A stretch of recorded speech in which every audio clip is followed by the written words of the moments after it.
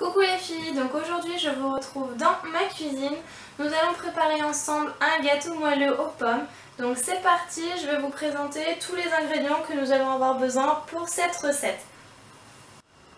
Pour cette recette, nous avons besoin de 3 pommes, 150 g de farine, un sachet de levure chimique, 3 œufs, 150 g de beurre fondu, 150 g de sucre, un saladier, un petit peu d'huile pour huiler le moule afin que la pâte et les pommes ne collent pas, un verre doseur et un petit peu de sucre de cassonade pour faire caraméliser le tout. Ensuite, nous avons besoin donc d'un fouet, d'une poêle pour faire revenir les pommes avant de les mettre au four. Et bien sûr, il nous faut du beurre demi-sel pour faire revenir les pommes, mais je ne l'ai pas sorti tout de suite. Et une spatule, c'est tout ce que nous avons besoin.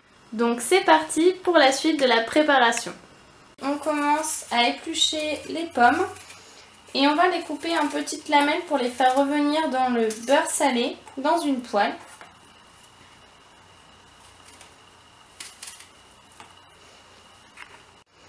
Alors voilà mes pommes une fois qu'elles sont coupées en lamelles.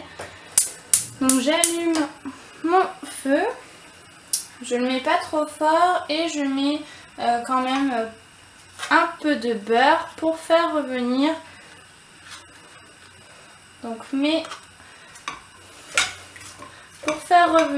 mes pommes dedans et les faire un petit peu caraméliser. Donc on met le feu assez doux pour faire caraméliser tout doucement et pendant ce temps je vais préparer donc la pâte. Donc pour la pâte, nous avons besoin de 150 g de sucre,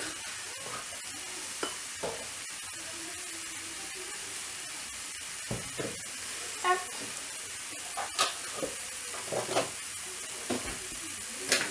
150 g de farine,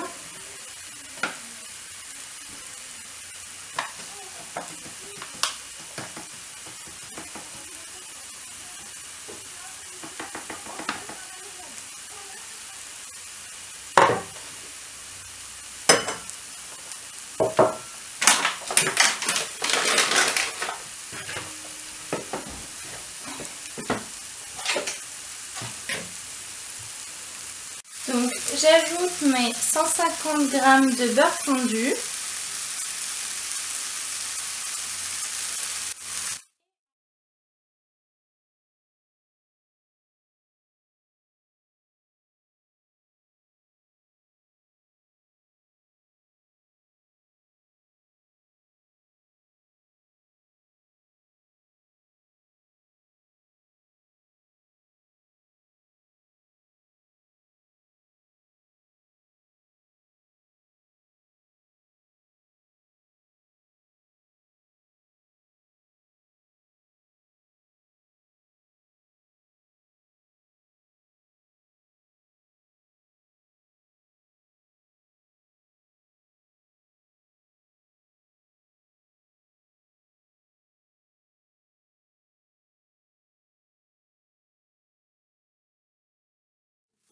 Maintenant, il me reste à mélanger la pâte. Donc voilà, on forme une pâte à gâteau vraiment toute simple. Enfin, j'y ajoute donc ma levure chimique, donc un sachet complet.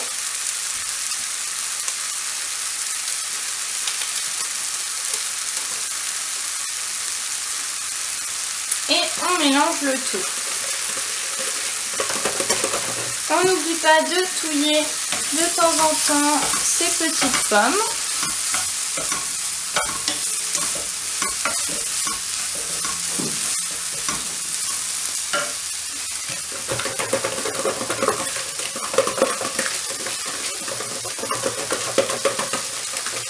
On mélange bien la levure chimique avec le reste de la pâte pour que vraiment la pâte gonfle uniformément dans le moule.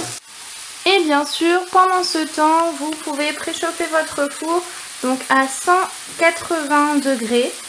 Donc moi c'est parti, je l'ai mis en route à partir du moment où j'ai fait chauffer mes pommes.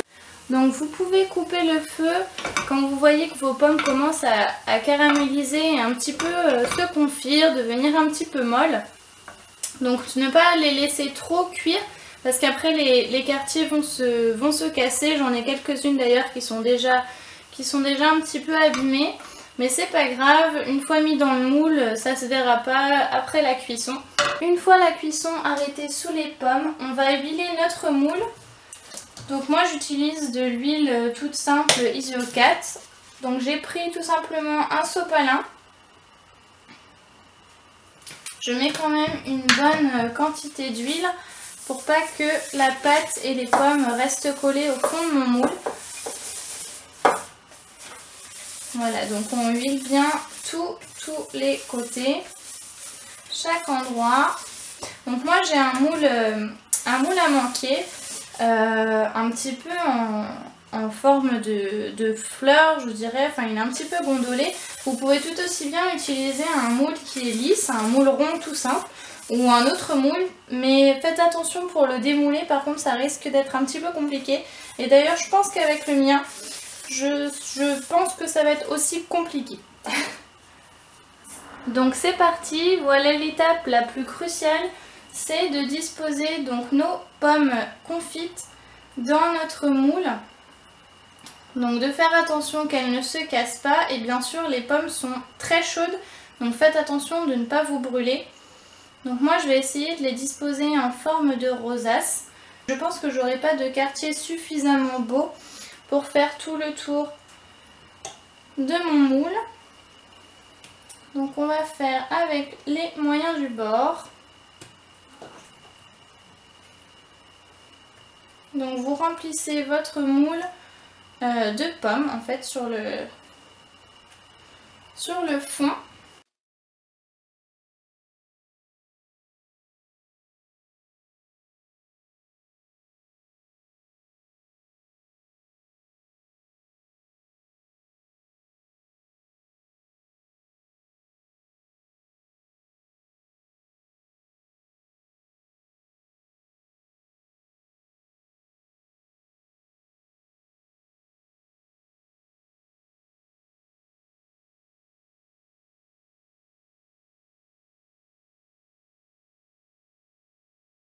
Le plus dur c'est pas vraiment de poser en fait les pommes en forme de rosace, bien que ce soit pas facile puisqu'elles se cassent généralement dans tous les sens quand elles sont un petit peu trop chauffées.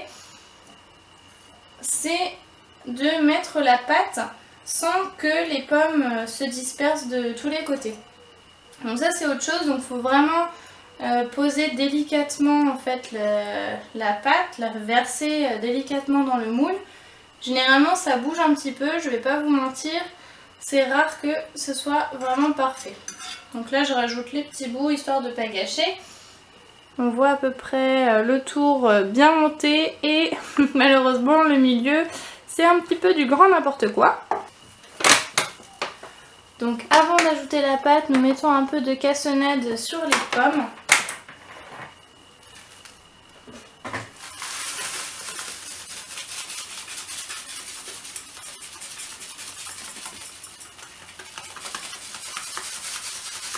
Donc on saupoudre délicatement.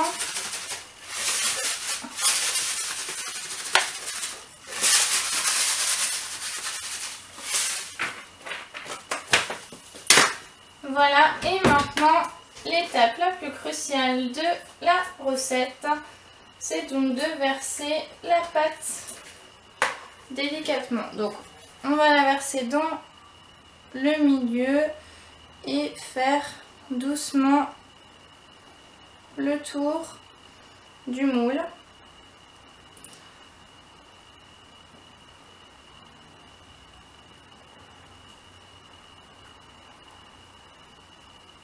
Et on recouvre toutes les petites pommes et bien faire sur les côtés.